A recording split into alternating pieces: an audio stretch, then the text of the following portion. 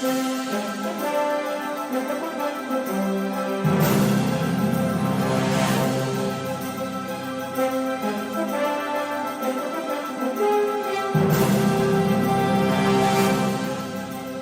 hello again and welcome to another episode of the Hyperion Adventures Podcast. I'm Tom. As always, I'm with my wonderful, intelligent, gorgeous, very hardworking Walt Disney World. Hello and goodbye, loving wife and co-host Michelle.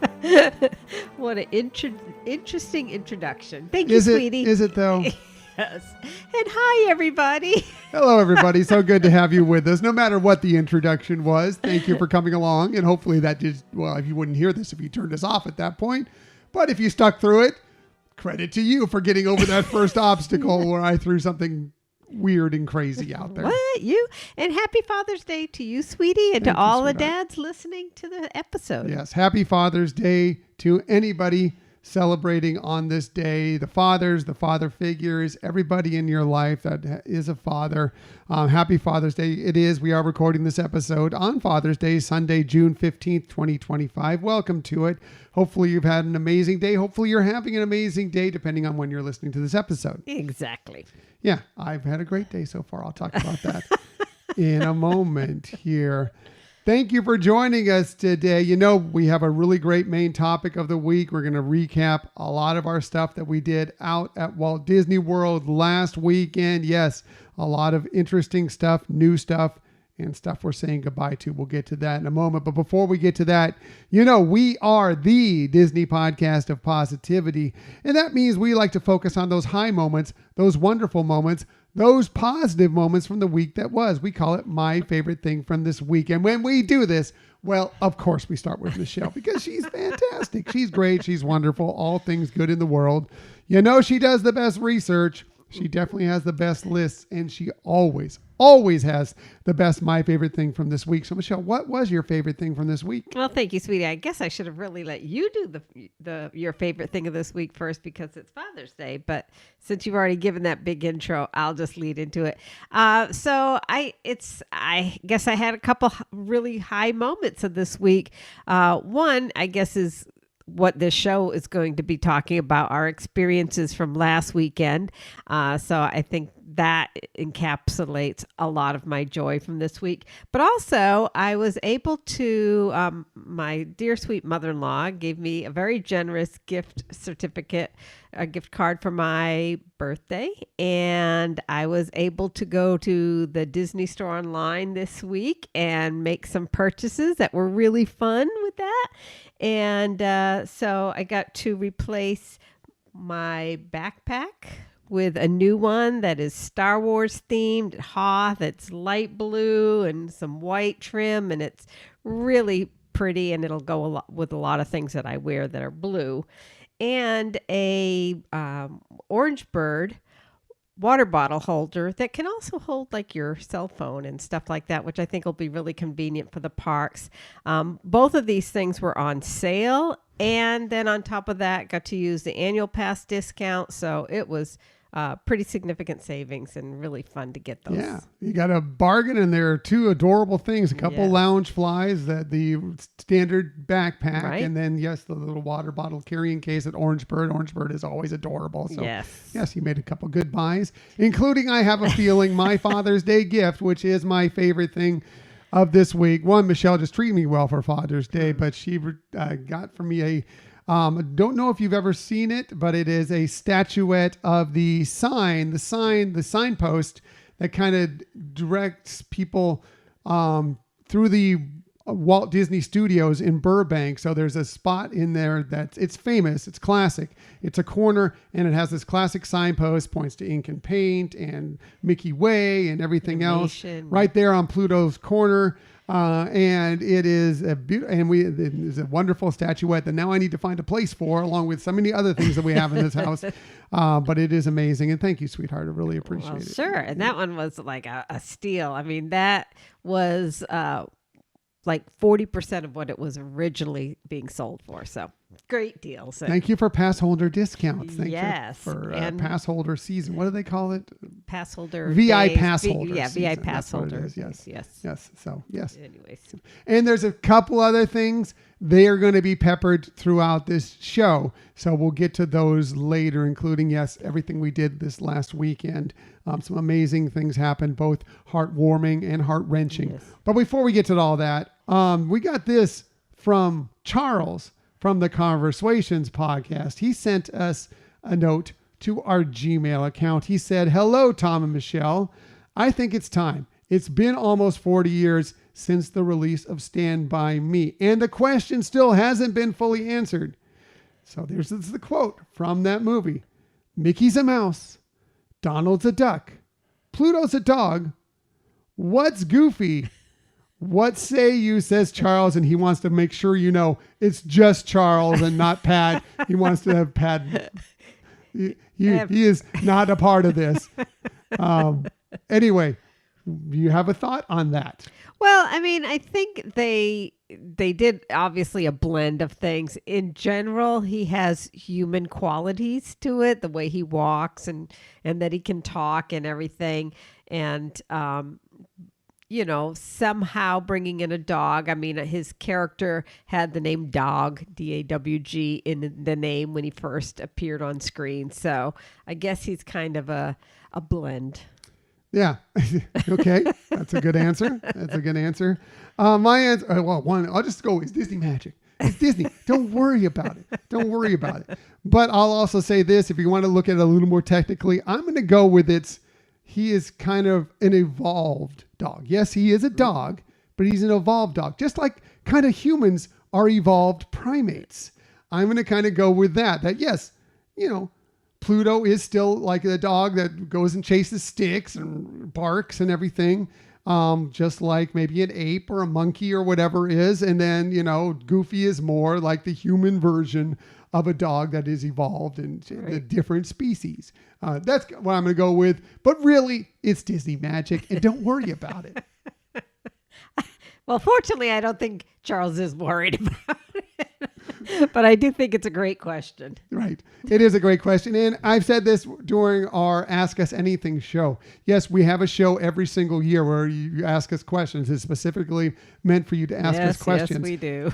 And Michelle loves it. It's her favorite episode of the year every single time. But that doesn't mean you can't ask us questions, and even kind of silly ones, any time of the year. And we're happy to answer them on the show. We think it's fun. So please go ahead and send them to us on our social media, on our Gmail account. If you want us to answer on those things, and fine. If you want us to specifically add them to an episode, we'll do that too. If you want to have your name, if you want to be anonymous, anything is fine. We love questions. Please ask us questions. We love all of you being a part of this. Mm-hmm. It's a community, and so we appreciate when you do get involved. And I won't give you as hard a time as I do Charles. Charles is just one of my best friends. He's kind of my brother, and so I will give him a hard time. But I will not do that with you. Hopefully, unless you're Pat, then I will. All right, let's go ahead and get to it. We have a lot of stuff for you this week, including it may be just the beginning of summer, but it's never too early to start thinking about the spooky season at the Disneyland Resort. We'll tell you about that. Pixar heads to Europe to showcase its upcoming slate of films, including one that we knew nothing about prior to this announcement. We'll discuss all of those. And of course, we will have another in our opportunity, our attempt to get one, Lin-Manuel Miranda, to at least acknowledge this show, if not come on for a full-on interview. Yes, another of our segment, hashtag Year of Lin. But that's all later. Let's go ahead and get to our very hello and goodbye main topic of the week. But now let's get me started. Why don't you get me started? It's time to get things started on the most sensational, inspirational, celebrational, motivational. This is what we call the Muppet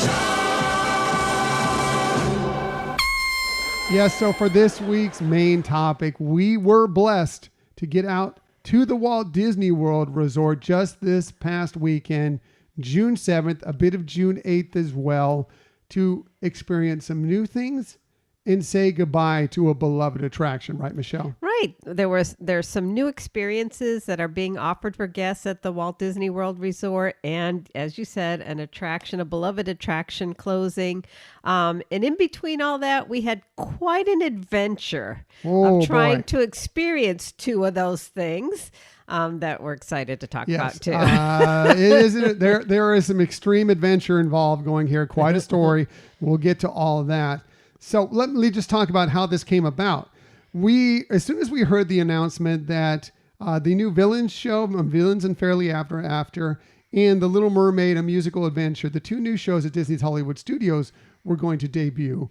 It was about 2 weeks ago. The last week in May, yeah. Right. Like right after the holiday. We were like, okay, well, let's book something for the weekend. We need to go see those shows because they're brand new.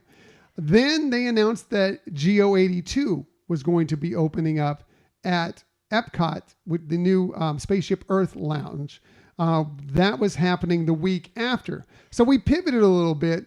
We're like, well, we were able to get a reservation. Let's do both those things. We'll go push it back a week later. Oh, and by the way, that day happens to fall on the final day for MuppetVision 3D, which we were going to pay our respects to anyway. Now we'd have the chance to do it on its final day. Yeah, and some other little pixie dust to all of this is we got to share a lot of these experiences with my niece. Yes, we did. We met up with her later in the day. We'll get to that for sure. But yeah, so we decided, okay, now we looked at it. We're like, okay, this is going to be a very busy day. MuppetVision 3D is closing. There's going to be a lot of people that are going to be out there that want to experience this one last time. So we were staying on property. We said we're staying at the Riviera Resort. We figured out that would be a great place between the two, Disney's Hollywood Studios and EPCOT. How we can hop on the Skyliner and get to both. We need to go book it out there very early in the morning and get there for early entry, which is available to us. So that's what we did. We got up very early in the car, 6 a.m. It takes us about an hour and a quarter to get out there. We wanted to park at the Riviera and then Skyliner over. So that's what we did. Booked it over there, got there, and headed right off to Disney's Hollywood Studios. Got there just before 8 a.m. By the time we'd parked the car, got on the Skyliner, went over there. Still lines waiting for people to get in, but only for a few minutes. We were there pretty close to opening time, and they zipped people through the gates. They were not even scanning fingerprints. They were you just scanned your magic band or your ticket or your card or your phone or whatever it might be, and they were putting you right through. So even though you can see, if you're watching this on YouTube, you can see the line here. Looks fairly lengthy. That's past the ticket booths. It moved pretty quickly, right, Michelle? Right. And they also weren't doing like a special entry for resort guests at that moment. Right. It was more once you went to attractions, they were scanning you in for the early entry part. Yes. There were certain parts for early entry where you could get in and parts for regular rope drop where you would be stopped as well. We beelined it, which was our intention. We're like, okay, I don't know if we're going to get to see MuppetVision 3D later in the day, or if we do, it's going to be an extended wait. We can get there, early entry it, knock it out, be one of the first couple shows of the day, and then we can go do some other things. We will have paid our respects to MuppetVision 3D. Well, we had to pivot as we got there because we arrived at MuppetVision 3D. This was an area that they weren't stopping people at. Anybody who was in the park could have walked up to MuppetVision 3D. We went there getting set to get in the line, waiting for the first, what would have been the first show of the day. We thought, okay, great. We're going to make the first show even better. Very little wait time. And found over on the side, there was another line. They were handing out wristbands. And we knew nothing about this. Had no idea. We had no intention of getting wristbands. We asked what it's about. They're like, these are wristbands for the very last show of the day. Right, Michelle? Yes. Like you said, first of all, we knew we wanted to get in there early before it got too busy there. We never really thought about the fact that we could possibly see the very first show of the day, but that was a very lucky happenstance. But you're right. We weren't aware that they were going to be doing the banding. So that was a real plus for us to find out that that's what was going on. Well, and we also had some concerns because we have something we're going to talk about later going on that evening. that was like, okay, yes, we could get these wristbands for that very final show. But will we make it to that very final show? Because we were not going to be in Disney's Hollywood Studios. And this showing was supposed to be at 10 p.m. At least that's when they said you need to line up by. We were going to be in EPCOT during the fireworks time. Can we make it? We weren't sure. But you know what we decided? We had to at least give it a shot, because if we could make it and we didn't bother to get a wristband, we were going to be kicking ourselves for years and years and years. So yes, we did. We got the wristbands, got in line for the very first showing of the day, a MuppetVision 3D, and all the emotions already hit that morning. Yes, we're all smiles. If you're seeing this on YouTube, we're all smiles there. But believe me, there were tears. Well, there's always tears for me, but there were more tears than normal, I think, going to see the show a few times. Right. And I think what was really heart-wrenching when we got in and they were about to start the show and they announced this is the last first show. Yeah. She's already getting completely. And I want to say credit to all the Muppet fans there. We're going to talk about how many Muppet fans were there. The park was dominated by Muppet fans that day. They were everywhere. They were wearing their gear. They were out and expressing themselves. And it was fantastic. Cosplay was amazing. Bounding was amazing. It was wonderful to see. And normally I'm one of those people that you get in an attraction and you start riffing off the spiel from any of it. Please don't do that. But this was the one day I'm like, go for it. Right. They were reciting all the gags. When Sweetums comes out, they were cheering him loudly, applauding, laughing out loud, singing. It was amazing to experience. And that was right from the very first show of the day. And it carried on throughout the entire afternoon, day, and into the afternoon and evening. Right. You could, obviously in the theater there, people are coming for this, for that purpose.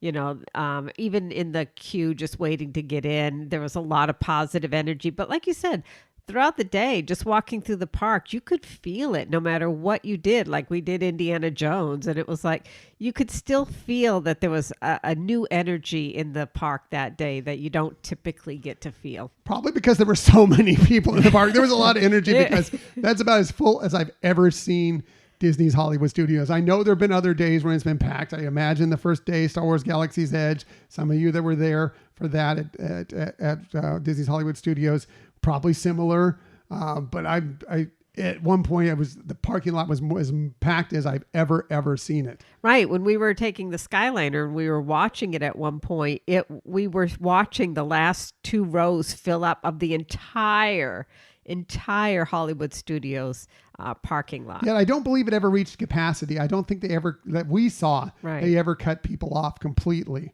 But we don't know that. We don't know that for sure. But anyway, yeah, got into that first show. It was amazing. Tears are flowing.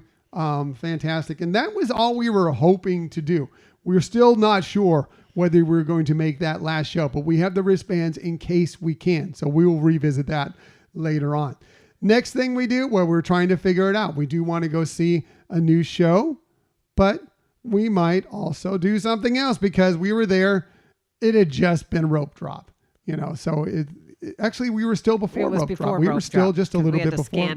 We were still just a little bit before rope drop. So we decided we were heading towards the Little Mermaid, a musical adventure. And then we looked over and we could just walk on almost to Mickey and Minnie's Runaway Railway on the way. And how many times do you get that opportunity?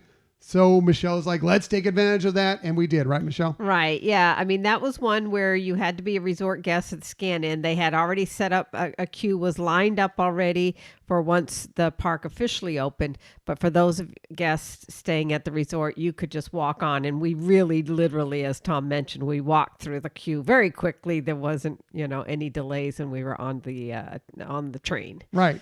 So we did that. And of course, Mickey and Minnie's always fantastic. Love Mickey and Minnie's Runaway Railway. Then we decide, okay, do we go to Little Mermaid or do we go to the other show, Villains Unfairly Ever After? Well, if you know what's going on with them, the Little Mermaid musical adventure is running continuously. So there's not posted times for it. We looked up and we saw it was 50 minutes to wait for that. 5-0 to wait for that. Meanwhile, I could actually see the posted time for Villains Unfairly Ever After, which I believe was about the same amount of time away. Right. We're like, well, we know that one. Let's go ahead and go to that. So we next headed over to there. Was a line up there waiting for people to get in, but went in, got into that show, and I thought it was fabulous. I don't know what you thought, Michelle. Yeah, well, first of all, the queue was very long, so we were concerned, but there were plenty of spaces. I mean, they really have done a great job of making this a theater seating and a lot of space, and we had no problem getting a great seat sort of near the front, middle section. And yes, it was such a creative show. I really thought it was dynamic. You got some touches of so many villains through these magical, if you're watching on YouTube, these are all looking like mirrors, and that you could see images and they interacted in the show. But you also had some live performers come out and do some performances as well. And it was everything that you would hope for a villain show. It was corny. It was over the top. It was, comical. It really hit all the great points. It did. And the way it's laid out, the stage work, again, for those of you see on YouTube, we have the picture up there. You can see how the stage looks. I'm going to zoom in here so you can take a better look at it. You can see it. It's beautiful. The mirrors everywhere are very functional. You get to see, I think every villain in any Disney movie anyway was represented on those. Of course, the big three, and this is a slight spoiler. It's not really a spoiler for the story, but it is if you don't know anything about this.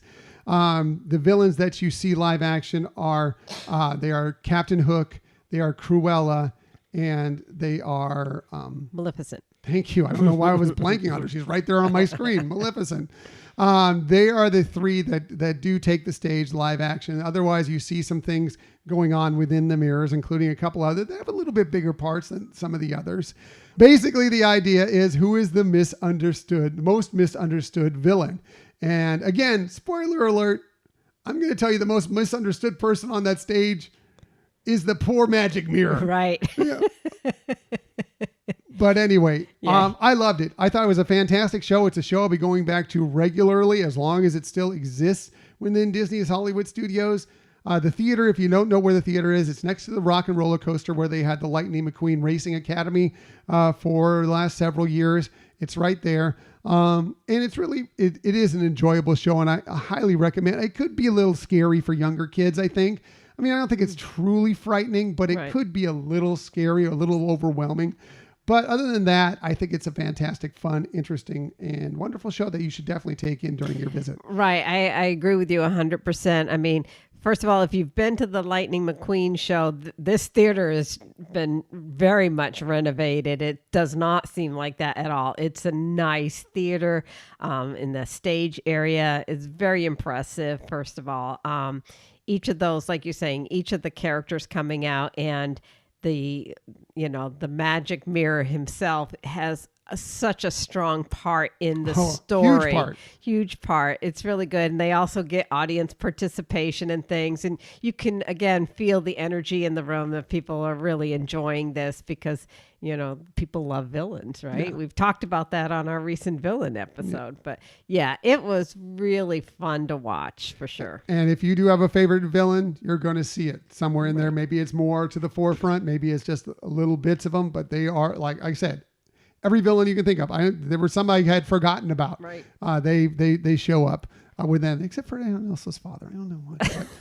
Other than that, people don't know that. all the other villains are there. Highly recommended. Highly recommended. So we get out of that show. By the way, that's when we had met up with Michelle's niece out there. She joined us while we were in the queue. Right. And we had a nice conversation and went and saw the show. Then we beelined it over to, next thing we wanted to do, we want to knock them all out. Let's go ahead and get over to The Little Mermaid, a musical adventure. We got in the queue. We're about midway through, looking good. We're going to get into the show. Waiting there. We waited there for about, I don't know, maybe 10 15 minutes, something like that. And there was an announcement. Oh, something's gone wrong. There's a technical issue. This show has been canceled. We don't know when there's going to be another show for sure. You can wait if you want, but we can't be sure. So we sat there for a little bit and we're like, well, you know what? Indiana Jones is about to start. We'll come back to this. It'll be fine. We'll get it later. Let's go head over to Indiana Jones. So we know another classic Disney's Hollywood Studios show. Love Indiana Jones. Always great. And we had a great time seeing that show once again. Yeah. And being that it was a really hot day, we lucked out on the seats. Thank you, Nicole, for pointing out some seats that were right on the edge of a end of the row, but still very center stage and right under a giant fan that was... Which they have those giant fans. Oh, I'm like, my you God. don't need any air conditioning in that place because they have these fans that they swear are larger than the airplane that shows up there, Yeah, the propeller on the airplane that are blowing on you while you're out there. Oh, yeah. It was great. It was so comfortable. It was like, yeah, I can sit here for this show. And it was perfect. We got there with about 5 minutes to spare. It was great. So we did that. Enjoyed that show immensely. It's 35th anniversary of that show, by the way. So that was fantastic and good to see. And that show always is a hit as an Indiana Jones fan. Love seeing it. It's so fun. Right. So fun. Great. We got done with that. It was around 11:30-ish. You know what? We'd been on the move since 6 a.m. We're a little hungry. Let's go get some food. Where are we going to eat? Well, we ran off a couple possible places thinking of food. We went and stopped to use the restroom. I came out, pulled up the my Disney Experience app, looked over at the Brown Derby for their lounge. The walk-up time, which you can check into right from the app, was 10 minutes. Like 10 minutes, perfect. We love that place. Let's do that. It was actually less than 10 minutes. By the time we were walking from the area over to there, they'd already called our table. We walked right in and sat down, and we decided to head in and do something a little different. We've done, usually when we go there, we get like a nice glass of wine, maybe the charcuterie board, maybe another small plate to share. But we decided it was a very hot day. It was already pushing into the 90s that day. It was going to be, feels like temperature in the hundreds. It's a hot day. Let's try something a little bit different. Now, we did do something traditional, which is, of course, the Brown Derby Cobb salad, traditional. But we also did something different in the fact that we decided to add a margarita flight to it because, yes, that's what you do. That's what you do. And boy, I had not tried their margaritas at the Brown Derby. I will be trying their margaritas regularly after having that flight. I don't know about... Now, Michelle is not a margarita fan. She will not order a margarita many places. She's not a big fan of tequila, but also I think there's something with the citrus or whatever that's not really your favorite thing. But I think you had a different experience with his margarita flight, right, Michelle? Right. I mean, I think most margaritas that I've had in the past have been very, very high citrus or sour and just... They're okay, but like if I'm going to spend money or drink alcohol, I want it to be totally pleasurable. And that hasn't been my experience, but the cast member who was serving with us really recommended this. And I thought, all right, let me give it a try. And so happy to have done that. I can't recommend it enough. All three were wonderful. Yeah, that should tell you a lot about this margarita flight. It sold Michelle, who does not even like margaritas, that she will be getting this more regularly. Yes. The margarita flight, I believe it's $19. You can get a single margarita if you just like one. It's $16 for those. I think I'm right on the prices. 16 or $16.50. Yeah, something along those lines. But they're great. So it consists of a traditional margarita, a pomegranate margarita, and the star of the show, the blood orange margarita, which when you hear blood orange margarita, I'm like, okay, sounds good. But it is the best margarita. And when you pair it, like it pairs perfectly. I don't know what it is with the flavor profile of that Cobb salad. Like it paired perfectly with that. I loved it. Yeah, I agree with you totally. And again, I had some reservations. She said the cast member said that was her favorite and highly recommended it. In fact, she had recommended if we only wanted to get one, that would be the one she'd recommend.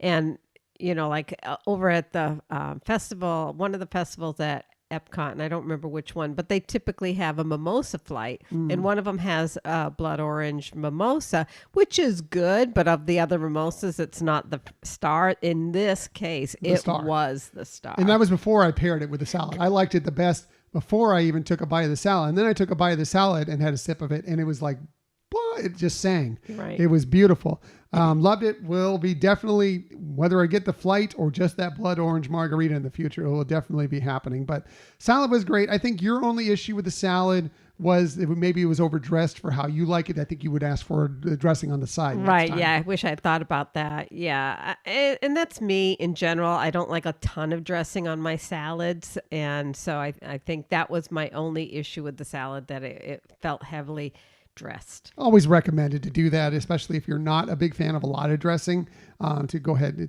One, it's healthier, but two, it's just always a good idea. Probably should have done that myself, although I like a little more dressing than Michelle. I thought the salad was perfect. It's a classic. The Cobb salad at Brown Derby is a classic, historic, back to the Hollywood, the actual Hollywood Brown Derby, not the mock-up in Disney's Hollywood Studios. I mean, they've had that forever, and it's a classic, and for a good reason, because it's delicious. Right. And it's easy to eat. It's all chopped up for you, so it's not like you have to be cutting your lettuce and stuff. You just mix it. It's all separated, and you just kind of mix it up so you can get a bite of it. I mean, or you can keep it separate, I guess, but it's better mixed up so you can get a little bit of bite of everything. Yeah, the blend. Every time.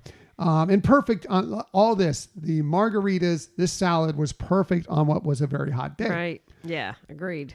So after that, we decided, you know what? Okay, we've gone to, by the way, I think we did check in on Little Mermaid. It was not open yet. We went to the Indiana Jones. We went and had lunch. Let's go check on the Little Mermaid, a musical adventure again. Walked up to it. There was no one inside except for cast members telling everybody, we don't know. We don't know when it's opening. It's not ready yet. It's not happening. We're like, oh, okay. I guess we'll go do something else. Come back. Yeah, go ahead, Michelle. Well, the one thing that I was a little surprised at is it wasn't showing on the app as closed. So the only way we could find out was actually going there. Yeah. So we went there and nothing. So we went off like, what are we going to do now? Well, let's go head over. Star Tours was a 5-minute wait. I guess because everybody was heading to MuppetVision and right next to it. Star Tours was a 5-minute wait. Basically, nearly walked on. I think a few people got in ahead. Maybe it was about 10 minutes, but it was very short. Walked on, did Star Tours, amazing. Looked over to the MuppetVision courtyard, the Muppet courtyard there, and it was packed. Everybody decked out, taking photos in front of the fountain. Heather Henson, the daughter of Jim Henson, was there greeting guests. Long line for that. We didn't go because of that. And people, the queue extended to Star Wars Galaxy's Edge for MuppetVision 3D. Happy that we had already seen it, but happy for everybody there that was getting their chances to experience during the day. I know our friend Adam was there. I guess he saw it like 10 times during that day, which good, because if there's been a more vocal person about MuppetVision 3D, I don't know who it was. So I'm so happy he got to see it, but so many people got to experience it. It was great, but it was packed. We headed back over. Okay, like we've checked this out. We went and did Star Tours. Let's go see if Little Mermaid's open now. Went back. Nope, not yet. Not yet. All right. It was getting hot. We had been up since... getting hot. It was hot. It was hot. We've been up since before 6 a.m. I think it's time for us to take... We had some lunch and a couple drinks. I think it's time for us to take a little break, get away. Our hotel room was open. Let's go ahead. So we parted ways with your niece, Nicole, after a fun morning and early afternoon, and decided to hop the Skyliner back to the Riviera to get a little rest in. We were staying in a duo studio at the Riviera. First time we've stayed in duo studios at the new Island Tower at the Polynesian Resort, but we had not stayed at a duo studio at the Riviera. Michelle, what is your thoughts on the duo? I think I know. Let's keep it positive. Your thoughts on the duo studio at the Riviera? I think they serve a great function. And for us, for what we were doing with a very short trip, I think it was ideal for a location. Like I was glad we didn't use more points and stay someplace else that was maybe less convenient because of that.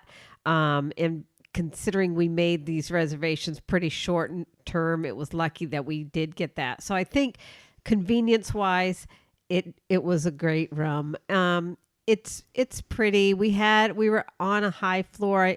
I think we were not the top floor, but the second. One second we were on from the top. 7th floor, which is the second to the top. Yeah. Right, which was great. We had a wonderful view from the balcony there. And I think the way the duo studio rooms are kind of on a corner part of the building, that your balcony is very private. Like in some of the other resorts, when you're in a balcony, the person in the next room has a balcony adjoining yours. And yes, you might have a platform changing, but it's not always as private, or you can hear each other here because of the directions that they have them. They're outward. I don't know how to explain it better, but anyways, it's a more private balcony It's setting. kind of because it's on a corner and it's rounded. So like there's a balcony facing one way, and because it faces a balcony kind of on another angle, and another balcony on another angle. That's where all those duo studios are, kind of on the corners there as you're like near the Skyliner area. That with the balcony view was fantastic. We had a great view of the Skyliner and the lakes and some of the Caribbean beach resort. If we had been there for fireworks, we would have actually had a pretty good view over at EPCOT, because we could see pretty much all of World Showcase, Spaceship Earth, all that around there. It would have been great. We weren't there for that. We'll talk about that in a little bit. I will say that if you're going to spend a lot of time in the parks and you're just looking for a place to crash, not a terrible place. It's very functional with the Skyliner right there. It's a great resort. It's one of our favorites. Absolutely great. It's great. The bathroom is huge. It's a really, really big bathroom for this size room. That's great about it. However, I don't feel, my problem with it more than anything else is that I don't feel it uses the space really well, because the room is fairly small. I mean, when you have the bed, it's a Murphy bed. So just think about, some of the rooms where they have the couch that becomes the Murphy bed. That's all you have to sleep on. So it's the couch and the Murphy bed. When the Murphy bed is down, you're kind of skirting around it because it's fairly tight in that space. There's not a lot of other room to roam. Yet the bathroom is enormous. Like they don't use the space really well, because the bathroom feels almost as big as the room itself. It's not, but it feels almost that big. Like it feels like they could have taken a few more square feet out of that area and added it to make that room a little larger. But that being said, you're in a great resort.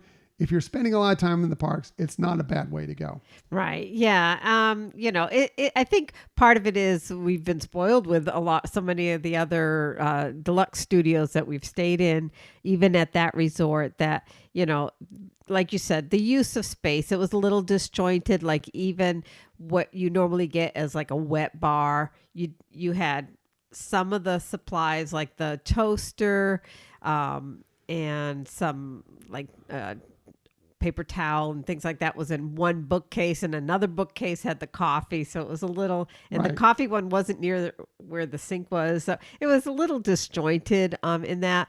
But I think my overall, if I had to criticize, I think the one thing is they really didn't have a lot of Disney art in the room. They had one piece that was on the wall. And then when you fell down the Murphy bed. When the Murphy bed was pulled down, but not when it was up, which most of them have now, the two different contrasting pieces of art, the one when the bed is collapsed and one when it's open. So it was beautiful and it was clean and it felt comfortable in that regards. It just didn't shout Disney. Mm-hmm.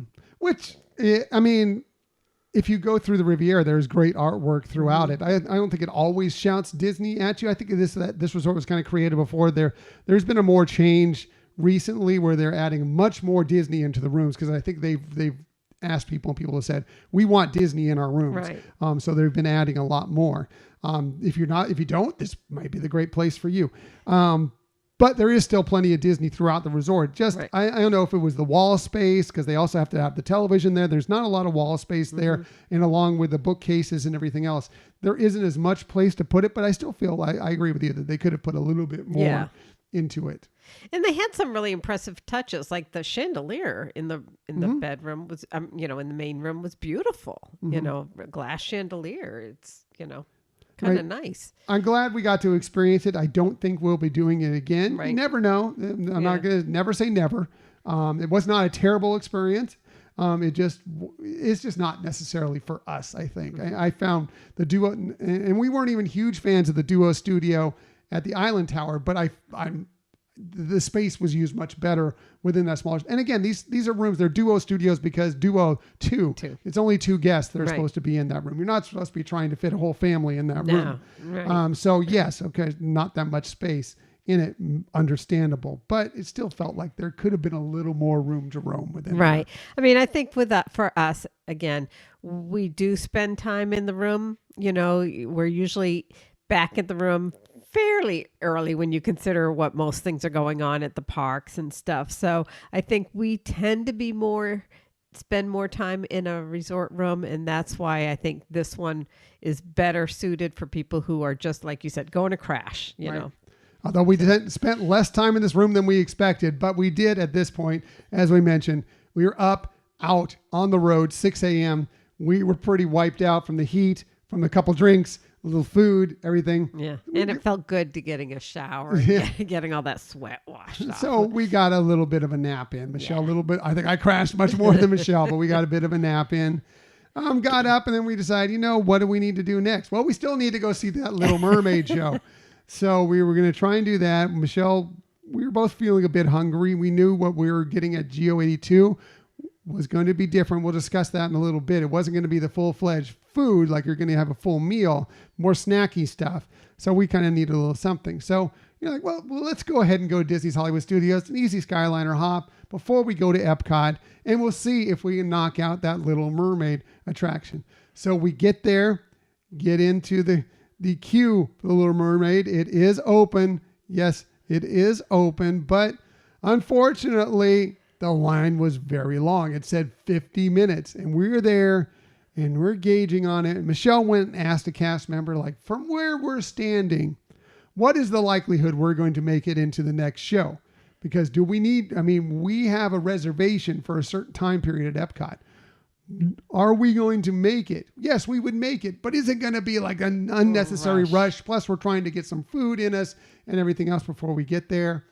They were like, I don't know. I don't think so. And sure enough, we found out at a different point, no, that would not have happened. So after sitting there for a little bit, we're like, you know what? Let's call it.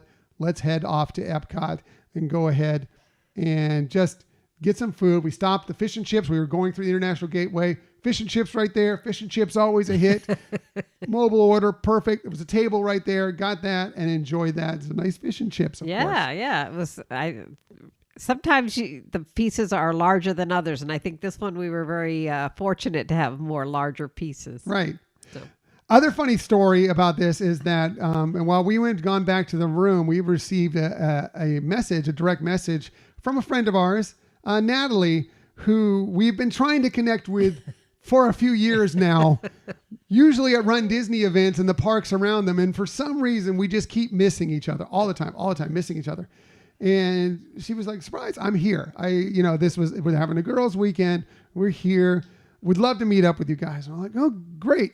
But we have some things that we have planned. But if we can do it, we're going to be here and we're going to be here. If it works out, great. So we went and got the fish and chips. We sent her a message saying, hey, we're at the park. We're heading over towards Spaceship Earth. If you're around, let's connect.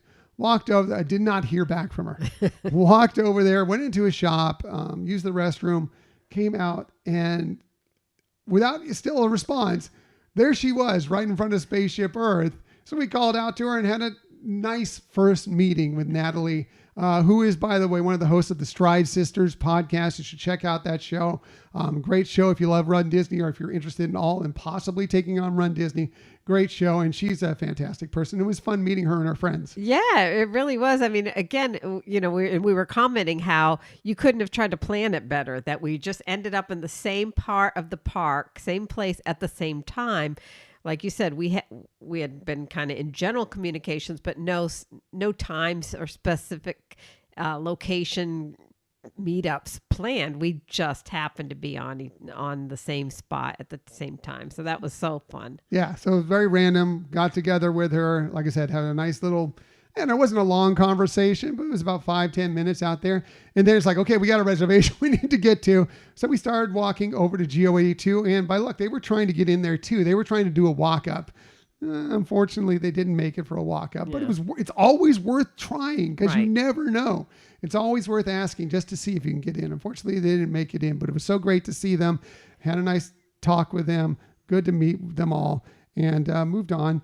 We checked in for our reservation. They knew it was us because we were the last table of 2 to show up, apparently. We thought we were there early. Apparently, some other people were even more excited than we were because they were there before us. But that was all great. Checked in, waited downstairs, and then headed up to GO82, which is beautiful, Michelle. Yeah, agreed. So first of all, because I don't think we've really mentioned it specifically, but the reservation we had here was for the firework experience. Yes. So it wasn't the standard reservation. It wasn't the standard reservation. We had intentionally did that because we did want to give this a try. For you. For you. Right. We did this. For the we children. splurged on this for you.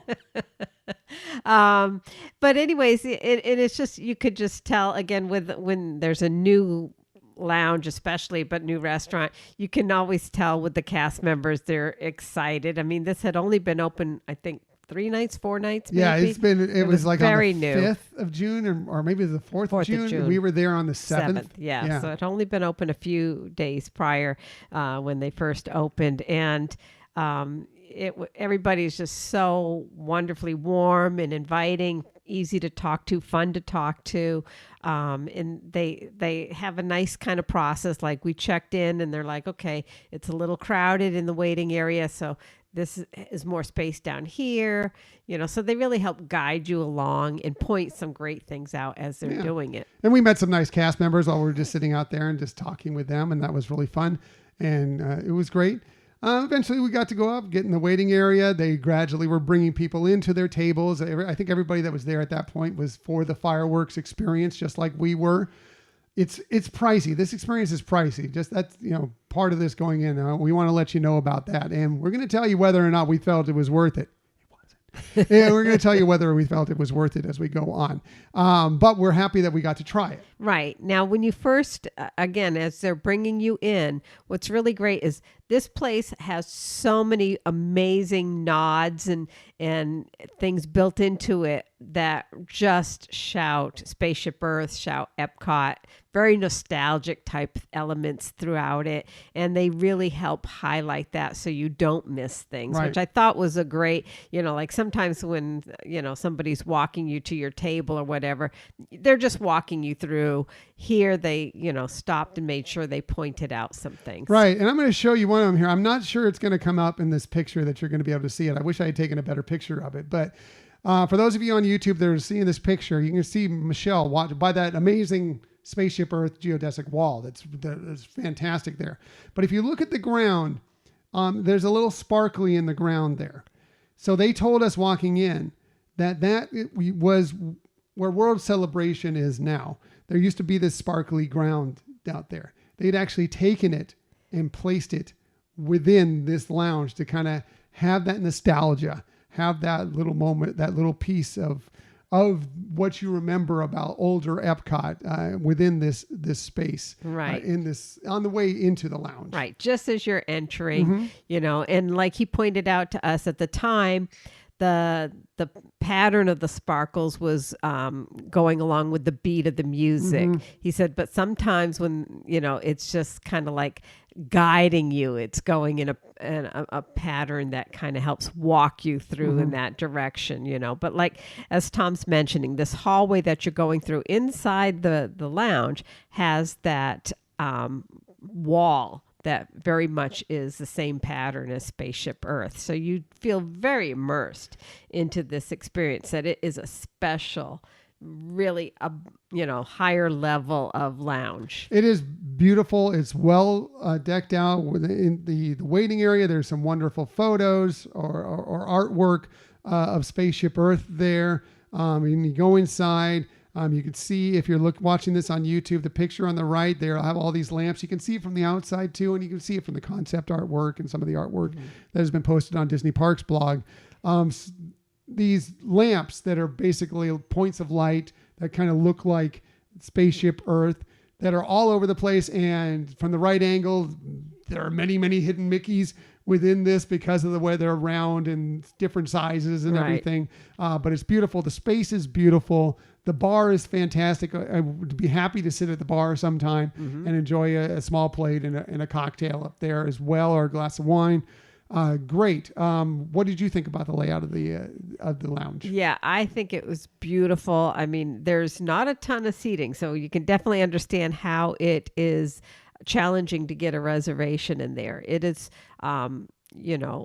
it's small, so it's not, you don't feel crowded per se, but it's just that it is a smaller space and it just feels special, from when you first walk in. Like I said, how everything looks and the flow, it really feels like a special place that you're going to experience. So we got in there, we're guided to our seat. They have some reserved seats in the middle front by the windows for this party. There's a few by the window in the middle and then a few just a little bit back. We noted where I sat that there was a post in the way, like I wouldn't be able to see the fireworks.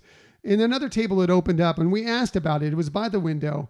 And another party actually asked about it as well. But it wasn't the best seat to see the fireworks. So we decided to stay and I just moved my chair over to see the fireworks. Right. There was somebody there, I believe he seemed like, I don't know if he was a maitre d' or manager or what. Somebody, and he came and explained to us that when they first opened, they had, because there's like 5 or 6 large windows, floor to ceiling windows. Really large windows at the front. Right. At the front. And that's where they had originally had everybody who was there for the firework experience. So you had like that front row viewing area in essence. However, they realized several of the windows on the ends were not giving you the best view. And that's why he even said, if you want to go check out the view and see if it's better, he says, but what we've come to realize in just a short time is these closer to the center front tables, even though you're not at the window, are a better view of the fireworks. And we agreed to them. We stayed where we are. And like I said, I just shifted my seat over and it was fine. I had a great view of the fireworks from there. So here's a look for those of you on YouTube, what greets you, the menu, the food and some of the drinks that are involved in it. What you get for this is, one, the guaranteed seat as close as you can be for the fireworks viewing.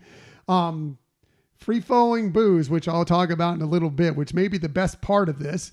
But also you get a tasting tower of savory dishes, a plate of sweet dishes as well. I'm going to give you a little glimpse of those for those of you on YouTube. You can see them here. So they are like a pimento cheese macaron. They are some deviled eggs with duck prosciutto, which were amazing. Wonderful charcuterie plate with the cured meats were spectacular, fantastic. Some of the best cured meats I've enjoyed. And then even the cheese. And the cheese like from Switzerland was one of them. Yeah. All phenomenal, all great, small, but great. And then for the dessert plate, you received a couple of chocolate dipped strawberries with a little gold leaf on there. They were great. A couple of really nice bonbons, a dark chocolate one. I think it was a dark chocolate and what was that? Was that a raspberry? And then a milk chocolate and bourbon. You took the dark chocolate. Right. I took the milk chocolate. It was wonderful. Yeah, and they're from a local chocolatier. Yeah. And probably the best dessert that was there was this layered cake that you can see a little bit of here in the picture if you're watching on YouTube. Interesting about it is that it's this layered cake, and they told us it's 11 layers because each layer represents one of the countries within a world showcase, the pavilions there. And it was light, it was tasty, it was wonderful. All great, but I don't think it wasn't a star. I feel like there's better food to be had within GO82 than, even though these were all good, than anything that was on this tasting tower and the dessert plate. Yeah. I mean, a couple things, my observations. I thought all the food was really impressive. It's not your typical food that you would have anywhere. You can't order these dishes, or they're not on the menu for just going into Geo 82. These are designed specifically for that. You could tell there was a lot of thought into the process of what they served you, even down to the point of some pickles that were the recipe of the head chef's grandmother passed down, and they were delicious. They were fantastic. Were really delicious. You like pickles? They were great. Right. I mean, I think my observation was there was two of us, so we were both paying, and we got the one tower, and for the most part, we could try one thing of each. I think if you're a party of 3, you score a little bit more because you get 2 towers, so you have a little bit more food. Right. If you're looking at food quantities, that's the only thing. If you're 2 or 4, you're going to only get a tower for 2 people, but for 3, you get 2 towers. While all this was great, we were glad we had a little bit something else to eat. We just split a fish and chips earlier. We were glad we had a little bit more food before we got in there, because this was not going to fill you up by any stretch of the imagination. Right. I mean, perhaps you could ask for more food. I know somebody near us asked for more of some bread that went to with go the along charcuterie. with the cheese and everything. Right. Which a lot of times with charcuterie boards you can do that. But yeah, you're not going there to have a meal, per se. It's just to have very small tastings of this. What you are going to go there to do, and you should do, is enjoy the free-flowing champagne, because it's a fantastic champagne. Yes. Really, really good. What is it? It was a Cunard. I'm sorry. Let me see if I can zoom in it, because the name escapes me right now. A Cunard Duchesne was the name of the champagne. Our server, Edgar, who was fantastic, compared it to like a Veuve Clicquot, along that line, a Tanger, so kind of like that. And it was fabulous, delicious. They serve them in these wonderful Spaceship Earth champagne glasses. So fabulous. We enjoyed the champagne. I enjoyed it a lot. Like, I had like 4 glasses of champagne, and it's good champagne because I had like 4 glasses of champagne and I did not have a hangover the next day, which usually champagne, if it's mid-level, it'll knock you out. But the flavor was great. And also the effervescence was great. It's how a great champagne. And that was an excellent champagne. And they keep pouring. Your glass gets partway empty. They're coming back and pouring you more. It's great. Right. And I noticed that even though we did have a server at our area, that one of the adjacent area server, saw like one of my champagne glasses getting low, and she came over right away and poured some more. So they are very attentive. Very fun to talk to. It was fun hearing that he had just transported over from Batu for this job, because he worked in Olga's Cantina. That's quite a hyperspace journey. Yes. But yeah, it was really, like I said, everything is well thought out, to, like you said, the champagne glasses that are more the traditional old fashioned champagne glass shape versus a flute, but that they had the design in there of how it was made to look like Spaceship Earth. Yeah, it was fantastic, and one of the highlights of the night. The other highlight of the night is that's not the only thing you get alcohol wise, because yes, you can also order. They have 2 specialty cocktails.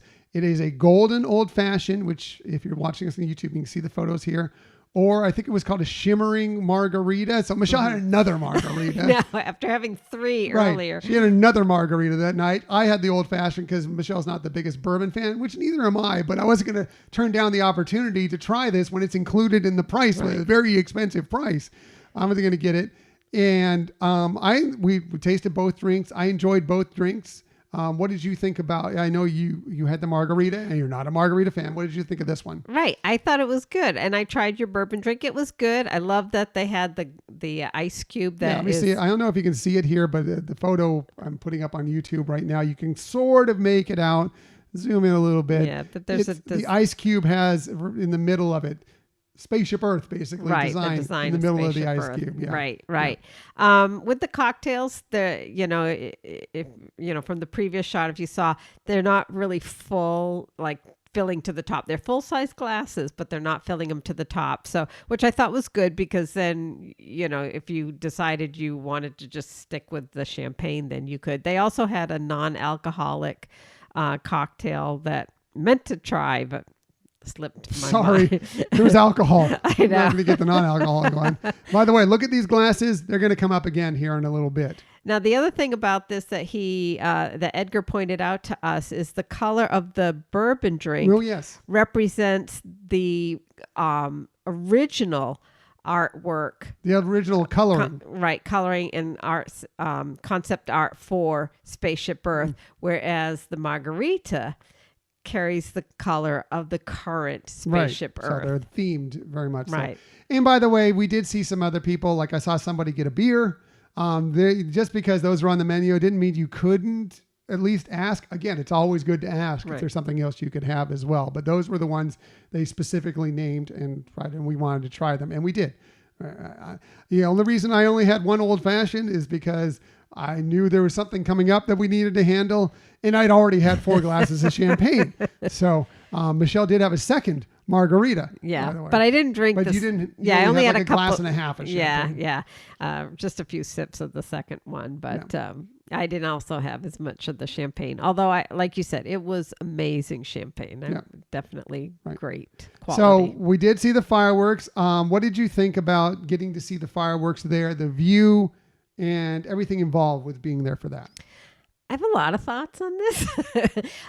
So first of all, I think because when we originally made the reservation and they were saying everybody would be window side, and we didn't get that, it was in the back of my head, I'm still now watching this behind somebody else.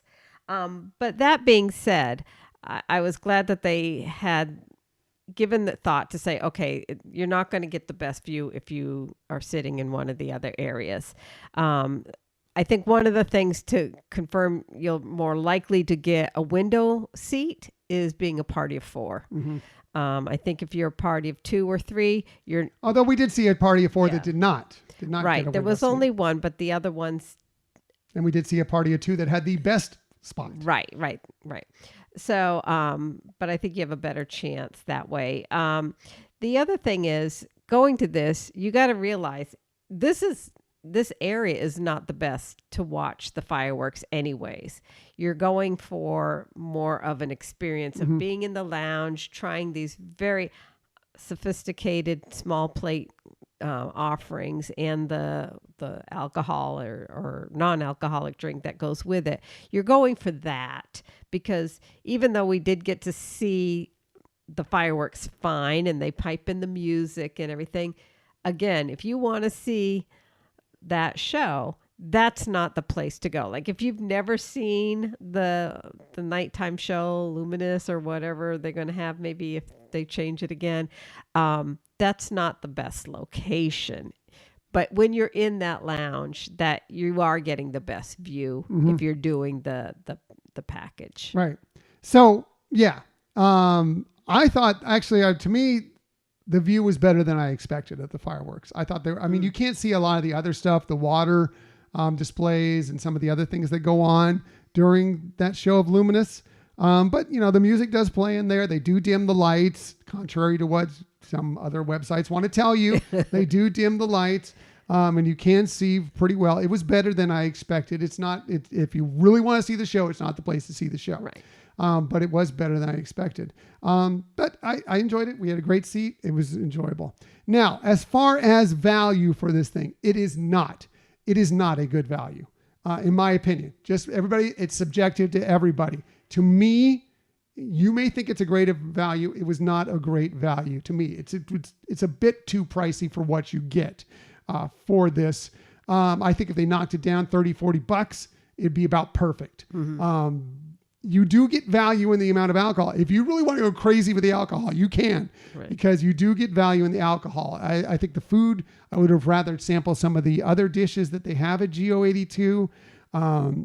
The fireworks seating is great, but you could see the fireworks from a lot of places. And that's what I'm going to personally suggest to you. Instead of trying to book this package, unless you want to be sure you have one of those spots right up front and some of this stuff intrigues you, and and again, it's not, no night there is going to be cheap unless you decide to have, well, no night's going to be cheap. Even if you have one drink and one dish, it's still pretty pricey. No nights there is going to be cheap, but you can get it, cut down the price a little bit, have bigger selection of what you want to drink and eat. And you can stay there, they say, as long as you want. So, if you can get a reservation around 8-ish, 7:30-ish, 8-ish, and just sit and enjoy and have some conversation. By the way, it's another thing about this place. Conversation's tough. It's very loud. It's very loud in there. That was one of the difficulties we had with it. But that's the better way to go. Try and get that other reservation. That would be my personal suggestion to you. But again, value is subjective. I will not ever tell you that, if you want to pay that price, that's the wrong thing to do. This is just from my point of view. I don't think we'll be paying that price again for that experience. Right. I mean, a couple things. One thing in terms of like what you're suggesting, I agree. You can get a reservation in there, for later in the day and stay and still watch. They're not going to, shoo you away. I mean, if they sit you in one of those seats where when it gets close to the time for the people who are going to come in for the package, they will move you. But that being said, there's also some tables, some seating in there that you won't be facing the windows. So keep that in mind that, we're not saying you'll guaranteed get a view. You can stay there during the fireworks show, but you might actually be facing opposite. You might be facing the bar, for example. And if you're at the bar, you could probably turn around. But there are some tables that are specifically facing the bar that you wouldn't be able to see, but not many. And I agree with you in terms of value. I think most things we have done with Disney, whether we've done it through the parks, through the cruise line, through things like D23 or whatever, and we've paid higher prices, there's been a big wow. And I don't think this had that same wow. I think it was nice. It was elegant. But I don't think it had the wow factor that you usually get when you're paying, upwards of $200 a person. I think I would have liked to have seen on the tasting tray, like all those dishes, everything they put out was fantastic, but a little bit more of a sampling of some of the stuff that they actually have like throughout the day, like the funky flatbread and some other things. I would have liked some samples of those things, but that's just me. And again, I just think it's a little bit pricey. It's the value for booze is great because if you like champagne, if you like good champagne and you like some of these cocktails, it's great. But you couple it with the view and everything else, and knowing the fact that it's one thing if you can't get in there during fireworks time, except for to do this package, you can. Now, I say you can stay as long as you want. I don't think you're checking in at 2 p.m. and staying until 9 p.m. fireworks there. Yeah. That's probably not happening. But you can stay if you probably have a 7:30, reservation or whatever there, and make it and stick it through fireworks. You just may have to keep buying things. Just know that. I don't think that if you're just sitting there sipping water, they're going to let you stay there. Right. Yeah, that I agree. I don't think they'll rush you off, but at the same point, I think they kind of like, Right. You should go. Yeah. Now, I mean, I think for some people, this is very special. I think if you had a very special date, you wanted it to be a romantic situation, I think this would be a great way to do a proposal happening there. I could see that happening during this. Or to celebrate something. I mean, in essence, we kind of counted this as part of our 20th anniversary celebration because we did have some other reservations we had to cancel. Bail out on, right. So we just kind of pivoted to this. But I agree with you. It wasn't enough to say, yes, I got to do this again. Whereas there are some things that cost at least that much, if not more, that I would say every time I want to experience. We're not afraid to spend exorbitant amounts of money on experiences from time to time. We do that. We cut back in other things to be able to splurge on some things that we really want to do.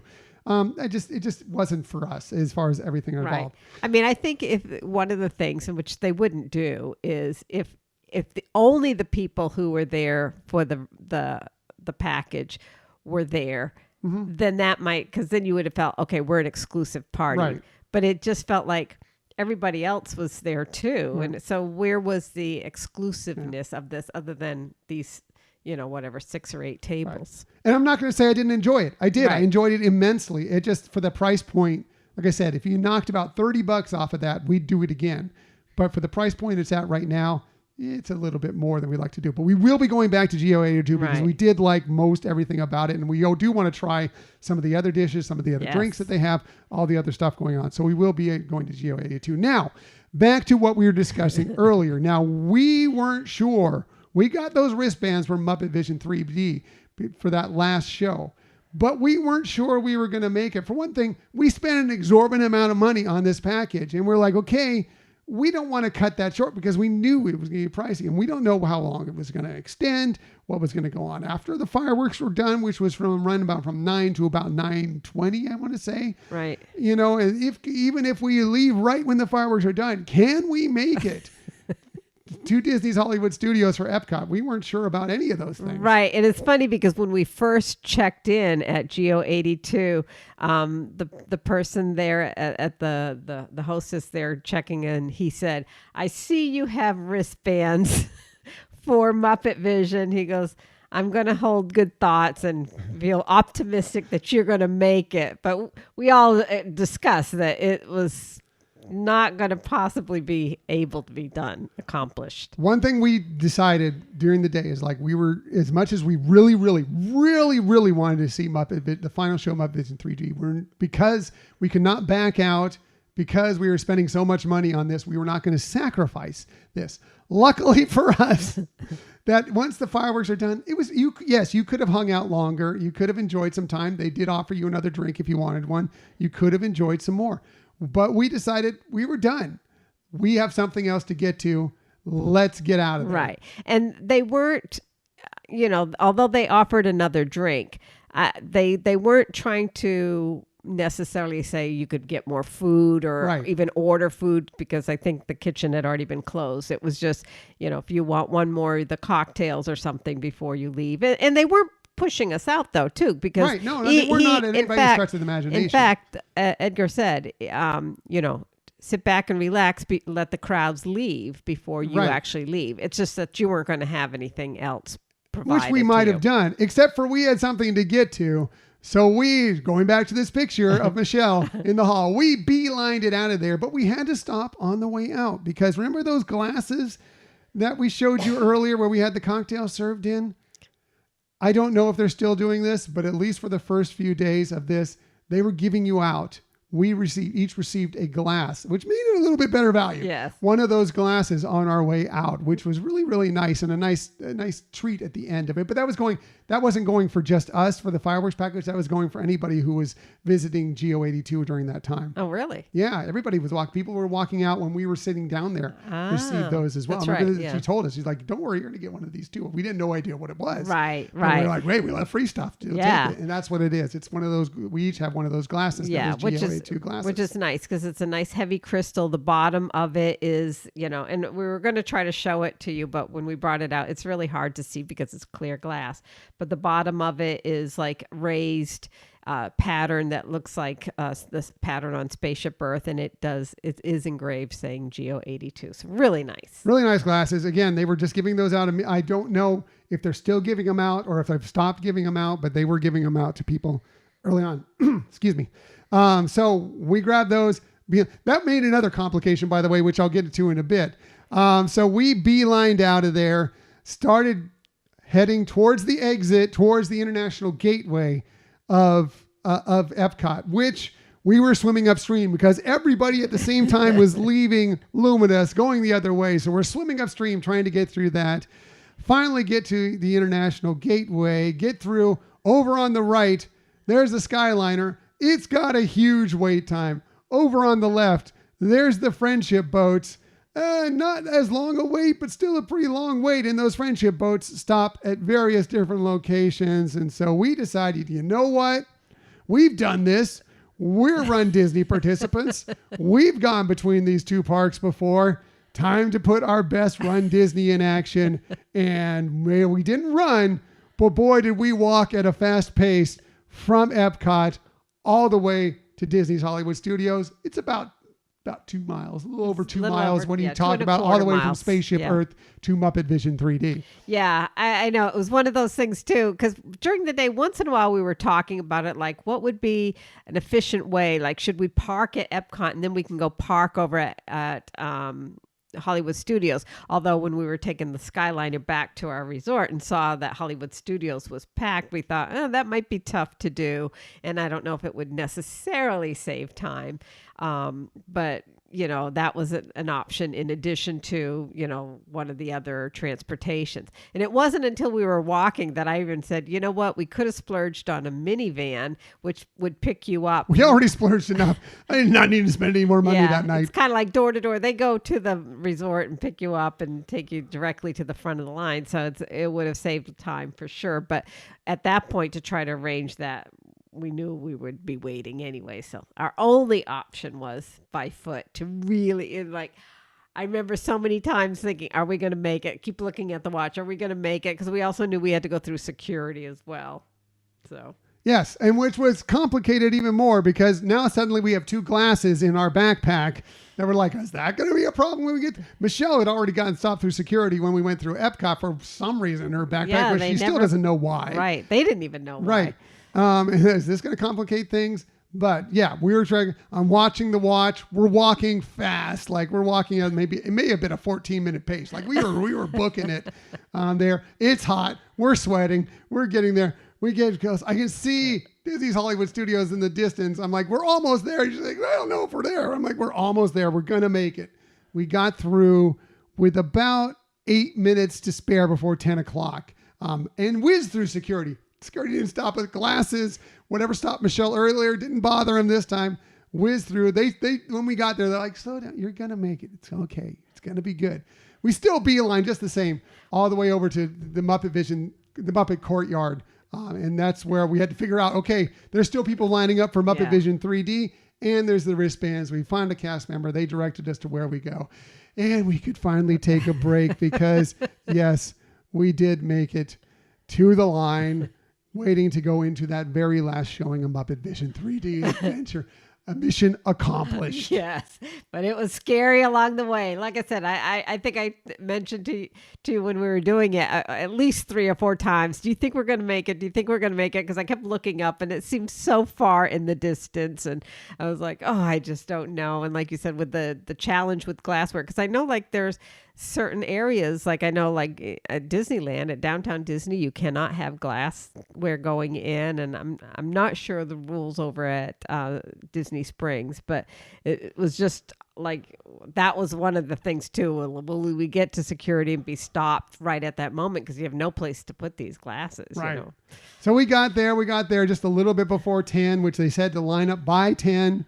Great. We got there. And then we waited for half an hour.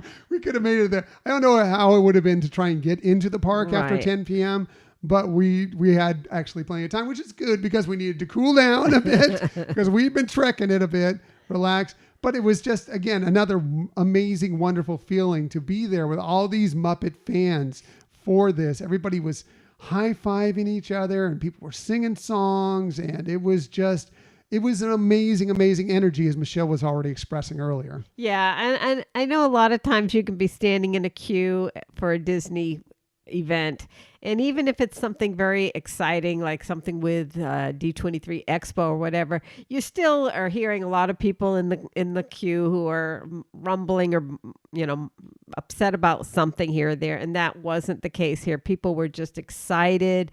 Really looking forward to participating in the last show, and the energy was really positive. So positive that where we were, there was just a mass of people down near the end because we got there late and near the end of the line. But people knew they were in a queue, even though they had not put the traditional masking tape on the ground to give you a queue. People knew. And they followed the rules, which is amazing to me. They stayed in that queue. We wound around without any lines to guide us. And we did that, and it was great. I mean, it was fantastic.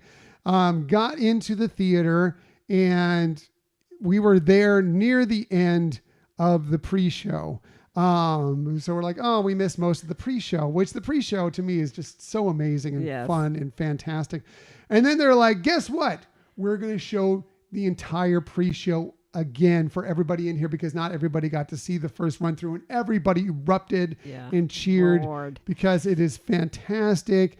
I don't know when the last time I saw the entire full pre-show was, but we got to sit back and watch the entire pre-show, and the love that everybody showed for it. Again, wonderful, fantastic special. Yeah, it was the best of Disney fans coming together in that room. Yep. Yep. All went through it. Of course, people quoting lines throughout their favorite lines. And again, most of the time I'm not a fan of that, but this time I was 100% for it.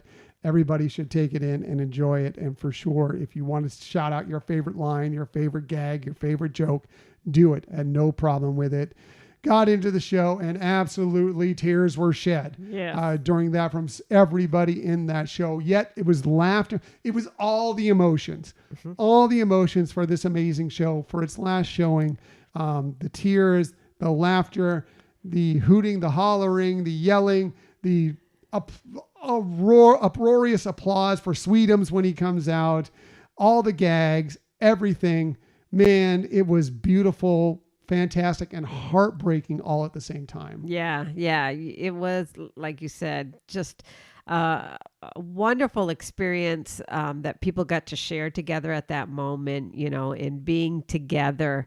I think actually was a very wonderful feeling, it's an attraction that we've all seen multiple times, but it was just the perspective at that moment and the energy that was surrounding us just made it so special. It was a goodbye, but it was also a celebration Yes. of an amazing show that had been there for so long and has touched so many people's lives. And it was so amazing to be a part of it. Again, we thought we'd make one of the first showings. We had no intention of making the last showing. We're like, there's no way we're going to be here and wait in the line and be the very last show. Even if we lucked out trying to figure out the timing of it all. It's like, how do you even do that? We had no idea about this wristband. So the fact that we were able to be on the very first show of the day and the very last show of the day really was really special to us. And just while I'm sad for everybody that they're missing this, I was also just very, very happy that for everybody who got to experience it, whether it was these shows or any of the shows during the day. Heather Henson, who we already mentioned, was the very last guest to walk in. And I guess they closed the door. We were already in the theater, but I guess they closed the doors behind her.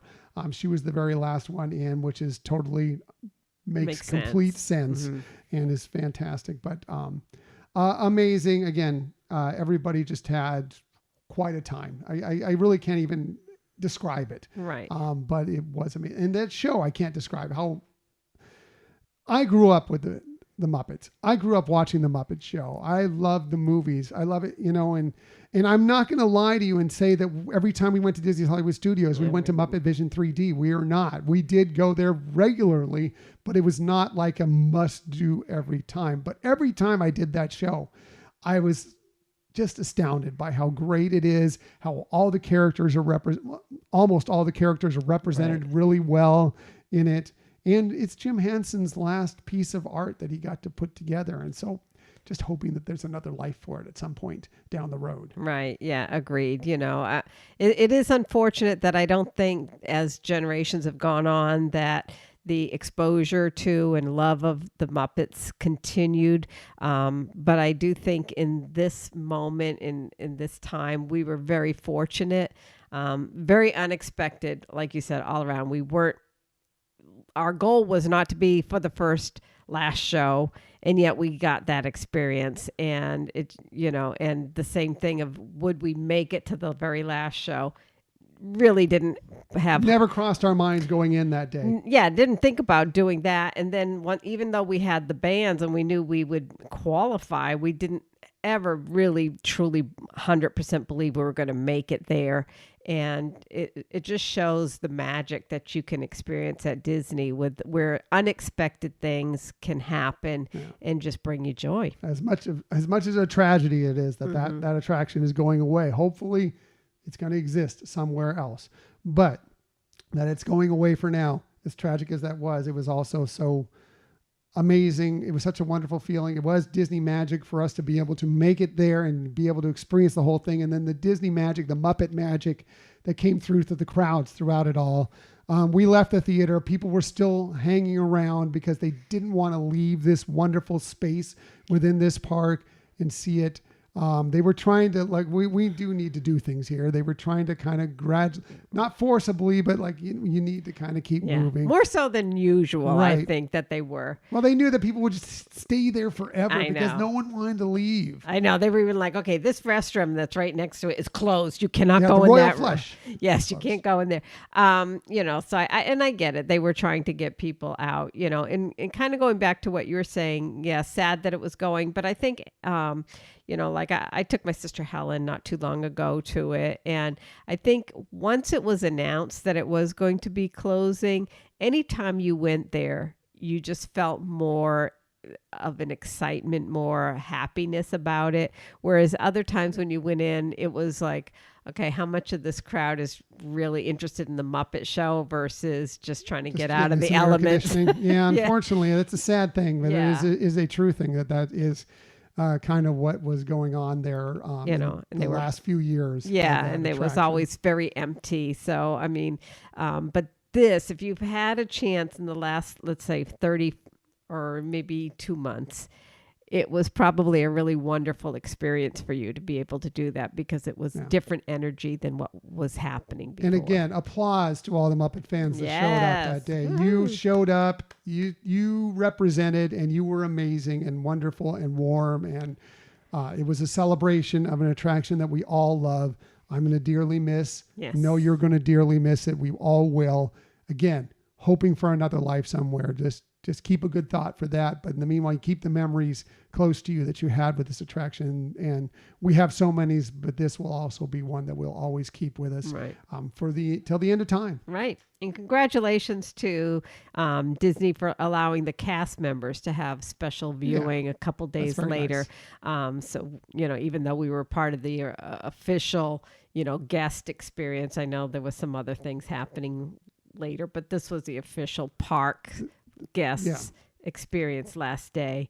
But I'm glad that there were cast members who also had an opportunity just for cast members. And I don't know how the cast members that were, doing the announcements during that day were making it through it. I was emotional about everything that day. I couldn't imagine how they made it through it, but they did. They were fantastic. Very much so. By the way, on our way out, Michelle likes to collect the park maps. We did stop, and because she had not gotten a map yet, we went over to where they normally keep them, and those were all sealed up. So she went over to guest services and picked up a Hollywood Studios map. She likes to get one in English and one in French, usually, virtually every time we go. Now, we cannot confirm this, but I think the odds are fairly decent that we may have been, or we handed out, the very last map that included the Muppet Courtyard on it, because the next day the new maps came out and they do not exist on there anymore. So this was not, again, another not planned thing, and we don't know because there were still a few people in the park, but not more than a couple hundred, I think, left still in the park by the time we had walked out of there. And how many actually asked for maps? I don't know.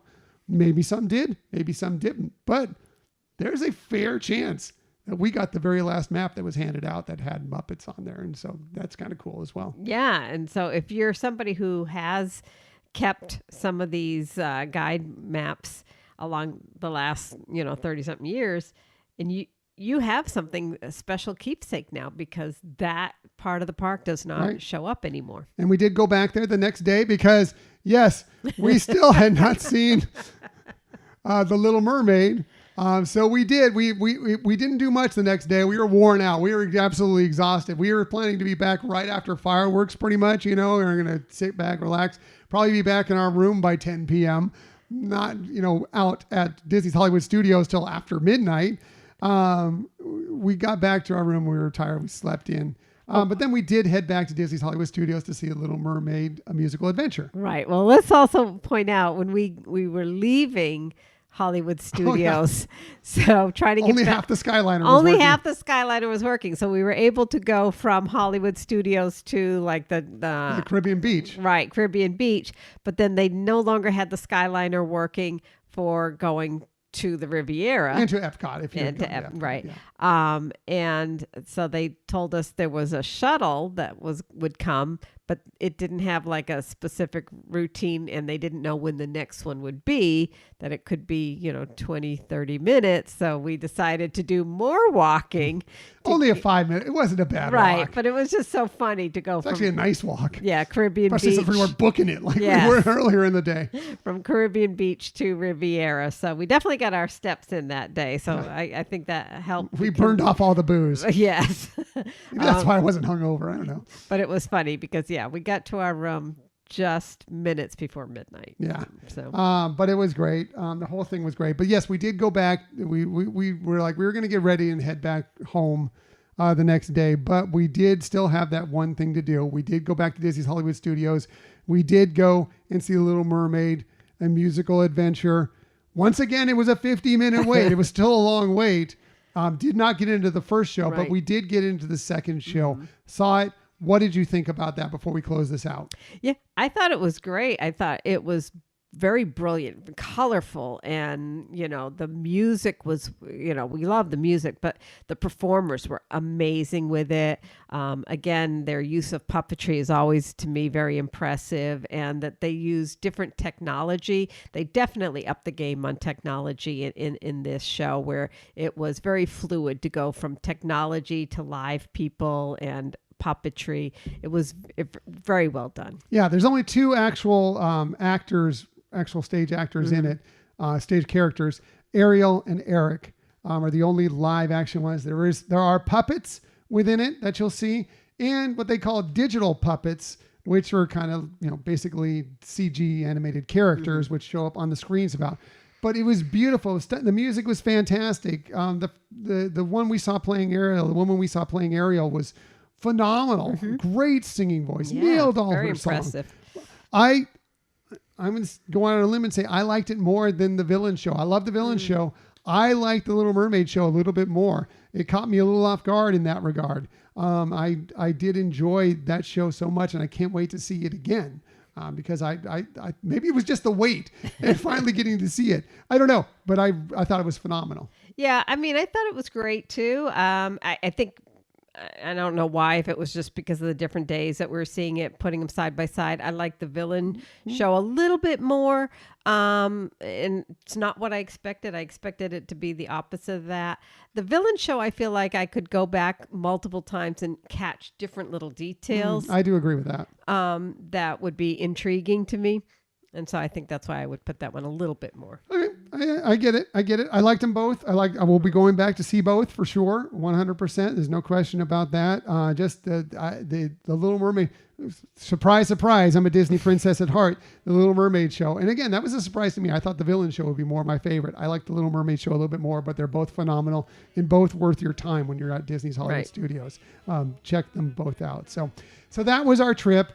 It was quite a trip. It was an emotional trip. It was a fun trip. It was a heartwarming and heartbreaking trip. But wow, we packed a lot in about 29, 30 hours out of the Walt Disney World Resort over the weekend. Yeah, I think it was truly an adventure all the way around. And it was great to really, we go to the parks a fair amount of time. So it was really fun getting to experience some new things. We haven't had that opportunity in a while. And like you said, just even though it was sad to see a closing of the MuppetVision 3D, it was done in a way that was just so full of joy. Yeah. Again, the celebration of it, the fans, everybody about it, that was great. And the new shows are great. Check them out. And GO82 is great. Just don't spend the money on the fireworks package. Go spend it in a different way there. Definitely. But yeah, overall it's great. Any last minute comments? We've gone long. Yeah, we've gone long. No, I guess I'll keep it short then. Okay. So that is a weekend of hellos and goodbyes. Our weekend at the Walt Disney World Resort. Have you been half asleep? And have you heard voices? I've heard them calling my name. Is this the sweet sound that calls the young sailors? The voice might be one and the same. I've heard it too many times to ignore it. It's something that I'm supposed to be.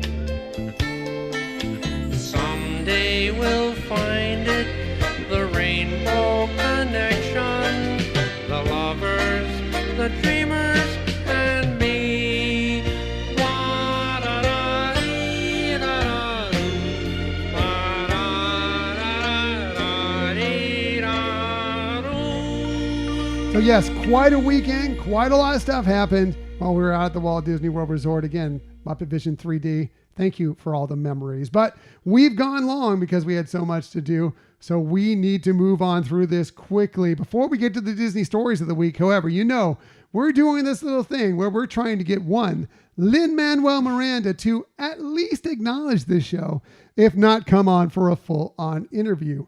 It is our hashtag Year of Lin. I talked about there are a lot of favorite things for this week. Well, one of my favorite things from this week, along with the stuff we just talked about, was the Hamilton reunion that happened over the weekend on the Tonys. Did you see it?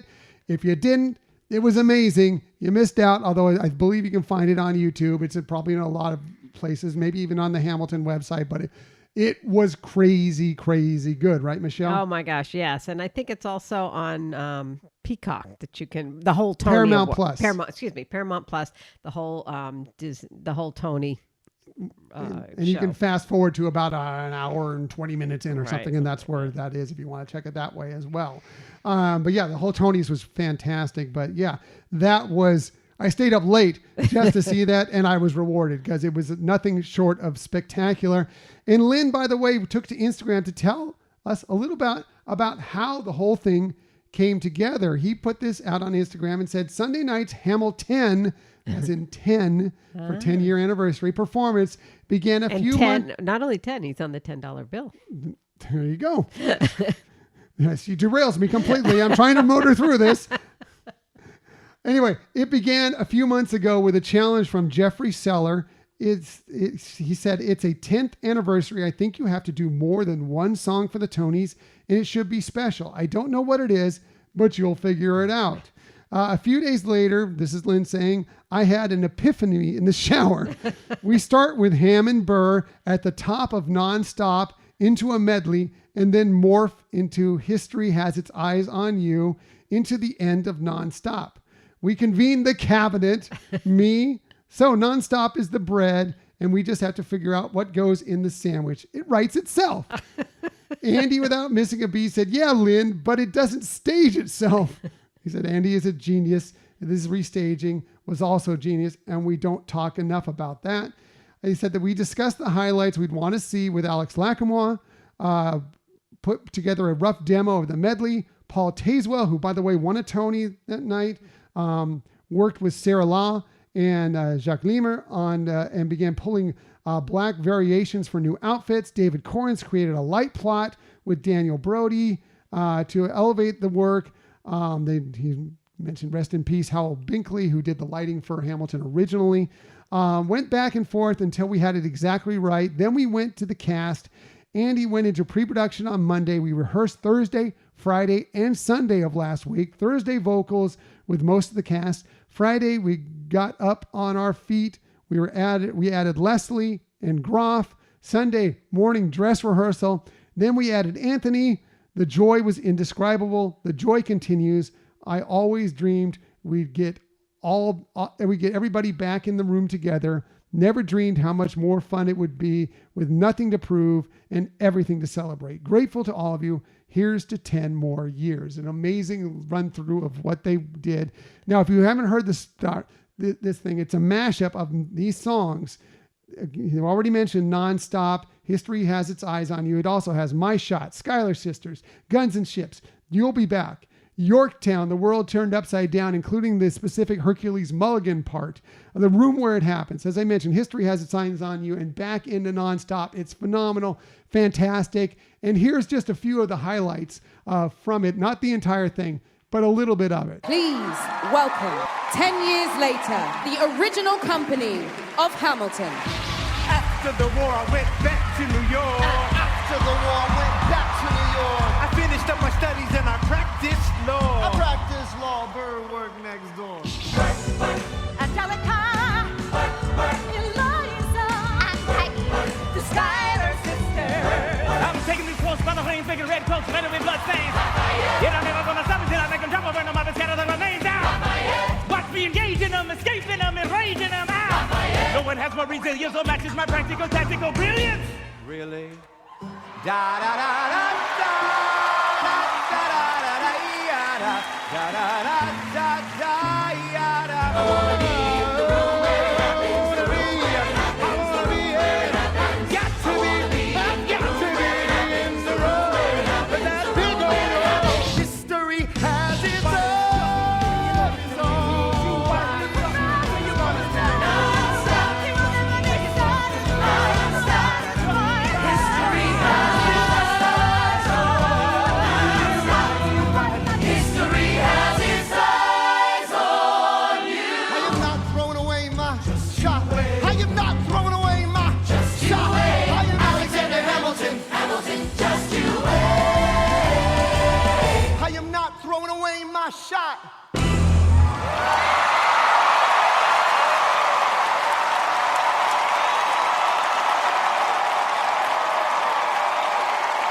So you heard, like he just said that was a mashup of the mashup right there that I put together. It was amazing, and the crowd sound that you're hearing right now, like it went on, they roared, and they went on for so long, applauding and cheering, and so deserved, because it was an amazing performance of 10 years of this phenomenal musical that changed Broadway's in all the right ways. It was, I don't have enough words to say how great that performance was. Yeah, and just hearing you explain all the details of what it took to put it together, that it wasn't just saying, okay, let's take a little piece from this part of the play and this from another piece, that they really had to plan it and bring it together, and it was so beautiful. And there's so many visuals that they captured as well in it. I mean, even with songs that they had nothing to do, like you can see the Eye of the Hurricane going on while they're singing History Has His Eye. There are so many things. Go back and watch it. It's amazing. Find it. If you didn't see it before, check it out. If you have seen it, go rewatch it. It's phenomenal. And it gave, again, it's a show of feels. This one gave all the feels to me as well. 100%. So that is this week's hashtag Year of Lynn. Now we also need to talk about another great guy, our great friend Nate with Main Street and More Travel, because let's face it, we all have trips we're thinking about taking in the very near future. Well, if you do, whether it be to Walt Disney World, Disneyland, Disney Cruise, or anywhere in the world beyond, let me tell you, Nate is the certified Disney vacation planner that you are going to want to get in contact with. Oh my gosh, for sure. As we, mention all the time, he really has firsthand knowledge of things, so he can really help you plan, customize a trip that is going to be the best for you, answer your questions. It's really concierge level planning that doesn't cost you anything. High end. It is high end stuff that he will help you out with, answer all your questions. He is there for you to make sure your trip, wherever it may be the best it possibly can be. And as Michelle mentioned, no extra cost to you. That's because either Disney or whatever other travel branch that he works through pays him for you.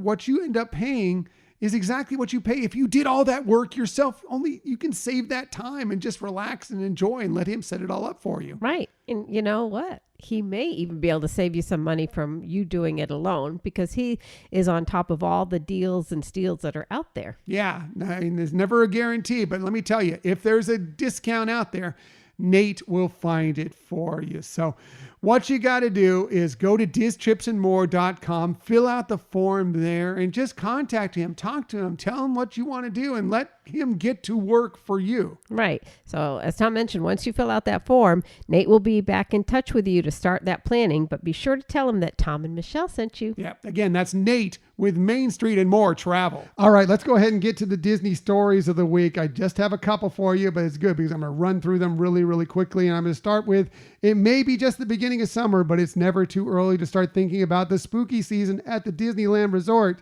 This from the Disney Parks blog. They said Halloween time at the Disneyland Resort will take place from August 22nd through October 31st, 2025. So much iconic Halloween magic is on its way back as quintessential fall sights, sounds, and flavors take over the resort. Signature decoration elements, ambient orange lighting, bunting, leaves, and of course, more pumpkins than anyone could count. I counted them one day. It's like over 200 just on Main Street, USA. Will once again materialize. Things like Haunted Mansion Holiday. That's coming back. Always fun. Halloween Screams, the Nighttime Spectacular is going to be back. There's the Disney's Happiest Haunts guided tour where you can get some spookiest stories as you take this 2-hour tour. Radiator Springs decorations, always amazing. Guardians of the Galaxy, Monsters After Dark, fantastic. Yes, the Oogie Boogie Bash is back. You can start booking tickets for the Oogie Boogie Bash beginning, if you're a Magic Key holder, if you're an Inspire Key holder, June 24th. All other Magic Key holders, June 25th, and general public on June 26th, with prices ranging from $139 per day up to $199 per day, but that's only for Halloween. Everything else is somewhere in between. And yes, the Plaza de la Familia will be back running August 22nd through Dia de los Muertos, which is November 2nd, so you can enjoy that as well. And if you're looking to get the 70th anniversary celebration stuff on as well, never fear, Paint the Night Parade World of Color Happiness, Tapestry of Happiness, all still going to be going on during this time period. So you won't miss out on that as well. Nice. Yeah, so that's exciting stuff.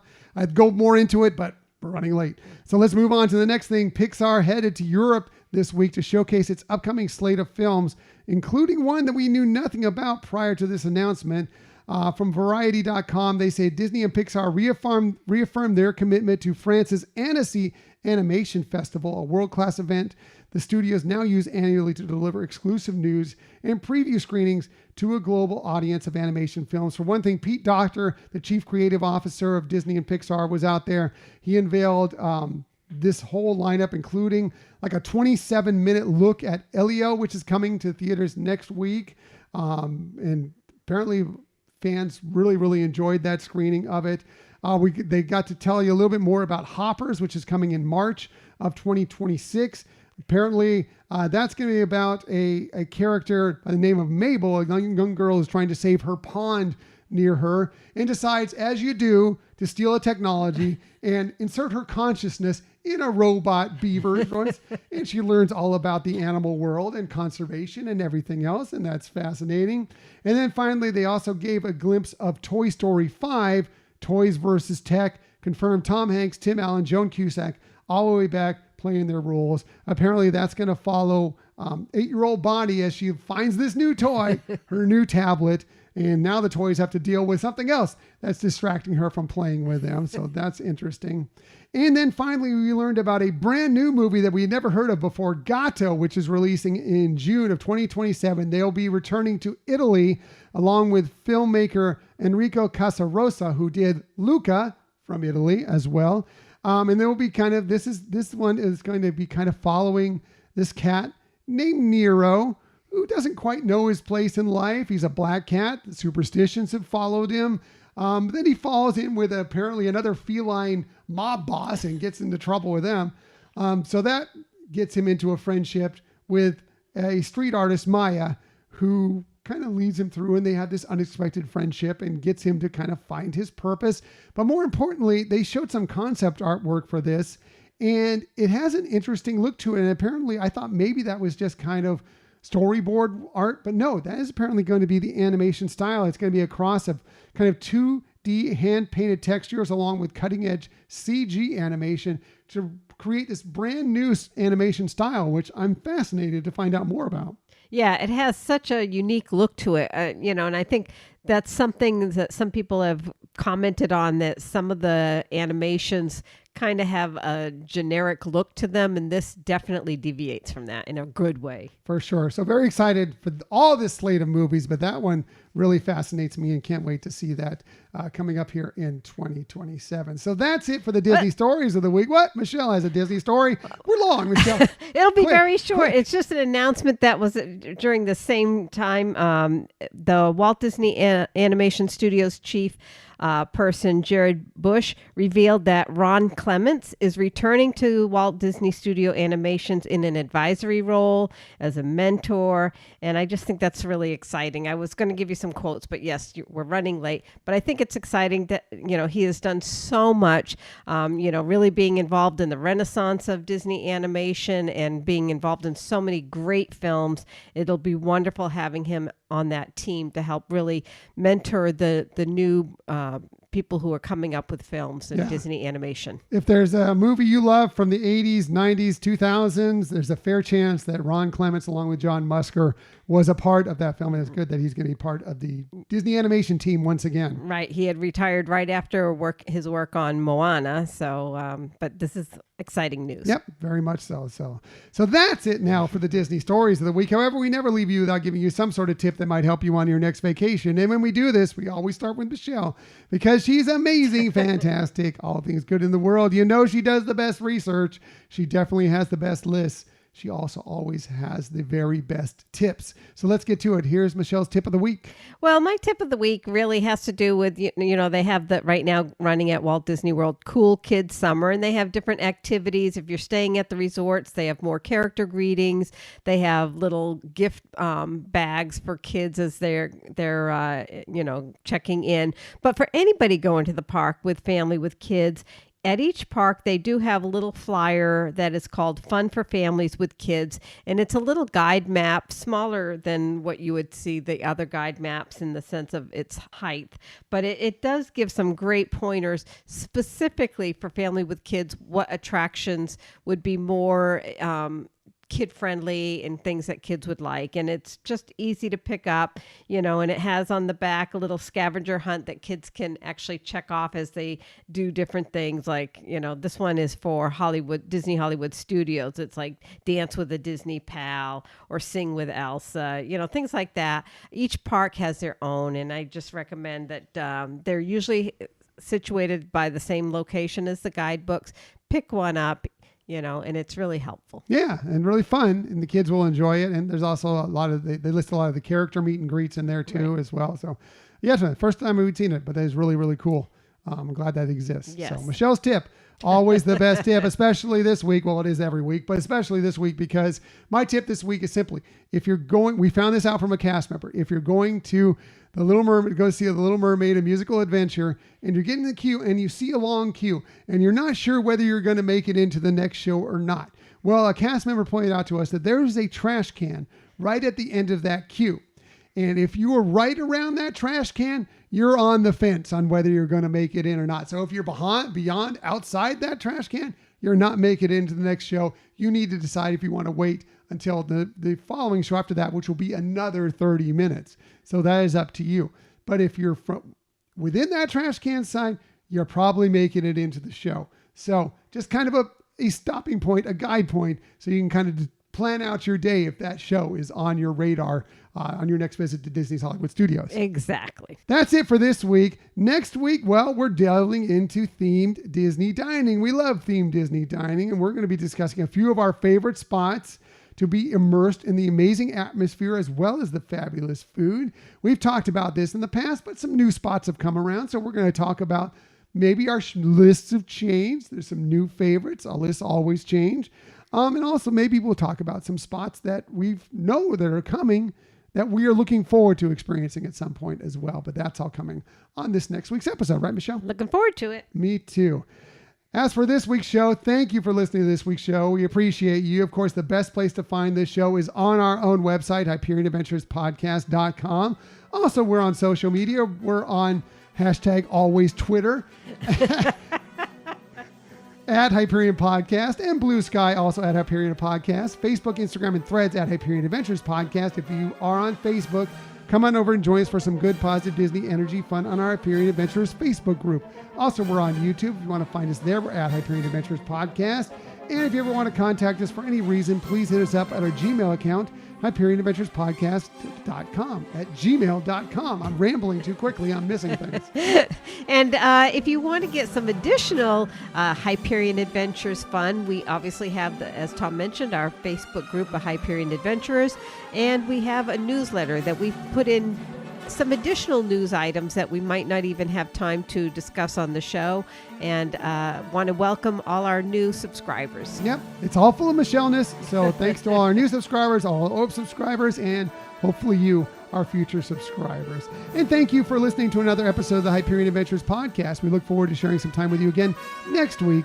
Until that time, I'm Tom. I'm Michelle. And we hope that you have a magical week. Bye.